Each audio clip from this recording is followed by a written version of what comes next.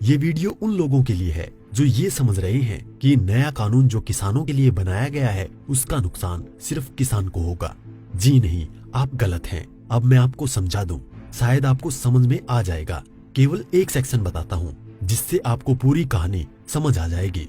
जो contract farming है, उस कॉन्ट्रैक्ट फार्मिंग की धारा 3, उसमें जो एग्रीमेंट होगा किसान और व्यापारी के बीच में, मैं उसके बारे में बताता हूँ। आप समझ जाएंगे, उसके बाद कुछ बताने की जरूरत नहीं पड़ेगी। उस धारा 3 में लिखा है कि किसान और व्यापारी के बीच में एग्रीमेंट होगा। उसमें ये लिखा जाएगा, नंबर 1, किसान को अपनी जमीन पर कौन सी फसल उगानी होगी। नंबर 2, उस फसल का ग्रेड क्या होगा, स्टैंडर्ड क्या होगा और उसकी क्वालिटी क्या होगी। नंबर 3, उस फसल को उगाने के लिए जो बीज होगा, जो खाद होगा, जो कीटनाशक होंगे, जो मशीनरी होगी, जो तकनीक होगी, उसे वो व्यापारी जिसके साथ समझौता हो रहा है वो देगा। उसके बाद उसी एग्रीमेंट पर लिखा जाएगा उसकी कीमत क्या होगी। जो फसल उगाएगा, जब फसल पक के तैयार हो जाएगी तो किस कीमत पर व्यापारी खरीदेगा, ये भी लिखा जाएगा। साथ में ये भी लिखा जाएगा कि इस फसल की कितनी बार चेकिंग होगी।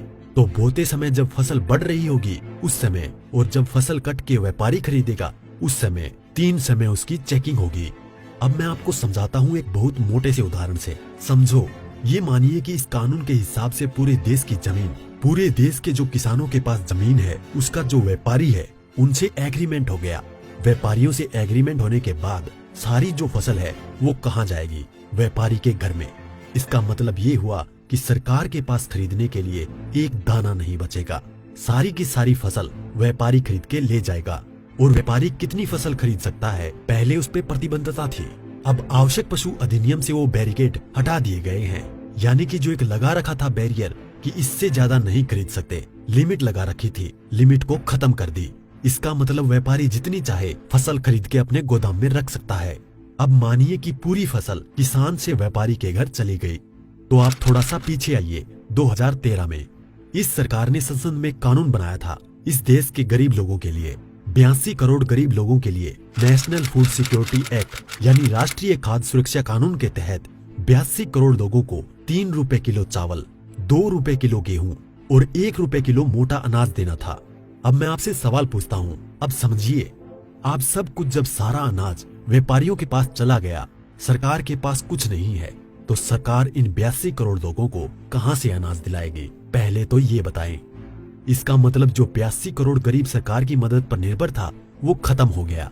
मतलब आप कह रहे हैं कि किसानों के खिलाफ बिल है, किसानों की भलाई की बात कर रहे हैं, किसानों के खिलाफ लोग समझ रहे हैं। नहीं, ये पूरे देश के खिलाफ है। इससे 82 करोड़ गरीब खत्म। देश में 5 लाख जो राशन की दुकानें हैं वो भी खत्म। 5 लाख राशन की दुकानों में कुछ रोजगार भी मिलता होगा, वो भी खत्म। अब इसके बाद आप आ जाइए कि जब किसान को सारी चीजें, जो खाद भी है, बीज भी है, कीटनाशक भी है, मशीनें भी हैं, तकनीक भी है, वो व्यापारी जिससे समझौता हुआ है वो ही देगा।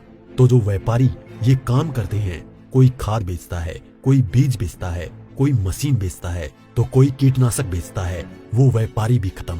तो आपने व्यापारी खत्म कर दिए, गरीब मजदूर खत्म कर दिए, और किसानों को आपने बंधक बना दिया, मजदूर बना दिया, गुलाम बना दिया। कैसे? अब मैं बताता हूँ। जब किसान की जमीन पर एग्रीमेंट हो गया तो किसान चाहकर भी अपनी जमीन में मानो मक्का बोए हुए है, मक्के से एक बूटा तोड़ के नहीं खा सकता। आज की तारीख में तो खेत में जाओ और एक नहीं 10, 20, 50 जितने बूटे तोड़ के खाने हैं खाओ, खूब सेक के रिश्तेदारों को भी ले जाओ। साथ में गन्ना अगर बो रखा है, एक गन्ना नहीं खा सकता। क्यों? क्योंकि व्यापारी से समझौता है। अगर एक गन्ना टूट लिया तो फिर उसके बाद व्यापारी से लड़ते रहो, आप एसडीएम के यहाँ, एडीएम के यहाँ। मतलब ये है कि अपनी ही जमीन पर किसान अपने लिए, अपने बच्चों के लिए अगर मन करता है, जो फसल किसानों ने उगाई है, किसानों की मेहनत है, उसमें से एक दाना नहीं ले सकता। ऐसे कानून का क्या करेगा किसान? और इस कानून ने व्यापारी खत्म कर दिया, इस कानून ने मजदूर खत्म कर दिया, और साथ में जो किसान है, किसान को इतनी भी मोहलत नहीं दी गई। आज की तारीख में तो किसान किसी भी जगह से दूर जाकर, यहाँ से ठीक नहीं मिला तो वहां से ले, वहां नहीं मिला तो वहां से ले, यहाँ से कम नहीं मिला तो यहाँ से ले। खाद और बीज अपनी मर्जी से ले सकता है, इसके बाद नहीं, इसके बाद तो व्यापारी ही देगा।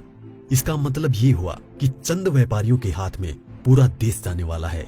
और जब व्यापारी के साथ में समझौता हो गया तो कोई भी बैंक किसान को लोन नहीं देगा। इसका मतलब ये हुआ कि अगर उसे पैसे चाहिए किससे लेगा? एक ही रास्ता बचा है, उस व्यापारी से। तो सरकार कहती है कि जमीन नहीं जाएगी, तो ऐसे जाएगी जमीन। और उसी व्यापारी से जब वो कर्जा लेगा, धीरे धीरे कर्जा बढ़ता चला जाएगा और कर्जा बढ़ता चला जाएगा, व्यापारी का ब्याज बढ़ता चला जाएगा। लिहाजा जो किसान है अपनी ही जमीन उस व्यापारी को बेचने पर मजबूर हो जाएगा। अब थोड़ा सा पीछे जाओ, आपको ले जाता हूँ 1947 से पहले। उस समय क्या था? इस देश में जो साहूकार होते थे वो ऐसे ही करते थे। किसान को पैसा दिया, वो पैसे पे इतना ब्याज पर ब्याज पर ब्याज पर ब्याज किसान की पीढ़ियां गुजर जाती थी, कर्ज नहीं उतरता था और सारी जमीन जो है वो साहूकार के यहाँ पे चली जाती थी। मदर इंडिया और धर्मेंद्र जी की गुलामी जैसी फिल्में देखें आप। और अगर पढ़ना हो तो गोदान पढ़ो मुंशी प्रेमचंद जी की। पहले वो अपनी ही जमीन पर बंधुआ मजदूर बनेगा, उसके बाद में अपनी ही जमीन बेच जाएगा। ये है इस कानून का परिणाम जो आगे तक नजर आता है। इसलिए ये कानून पूरे देश को तबाह करने वाला है। अब एक चीज और रह गई, उसे भी बता दूं। जो मध्यम वर्ग के लोग जो आज रोटी खा रहे हैं, जब व्यापारी सारा अनाज अपने गोदामों में बंद कर लेगा, तो वो जो आज उसने लिया जिस दाम पे उससे 6 गुना 7 गुना 8 गुना दाम पर बेचेगा। तो जो मध्यम वर्ग के लोग जो घरों में बैठे हैं, उनको इस आंदोलन में बाहर आना चाहिए। जो अनाज, ये आटा 20 रुपए से 25 रुपए 30 रुपए किलो मिल रहा है, वो ही इस कानून के लागू होने के बाद वो आटा, वो अनाज उन्हें 50 से 6 गुना दाम पर मिलेगा। 100 रुपए, 125 रुपए, 150 रुपए किलो मिलेगा। तो असर किस पे पड़ेगा? एक भी व्यक्ति नहीं बचेगा जिस पर इस कानून का असर ना पड़े। इसलिए मैं कहता हूँ कि ये किसानों के विरोध में नहीं है, देश को तबाह और बर्बाद करने के लिए है। इतना सब कुछ पता होने के बाद भी अगर आप किसानों का साथ नहीं देते हैं तो आगे आपकी मर्जी।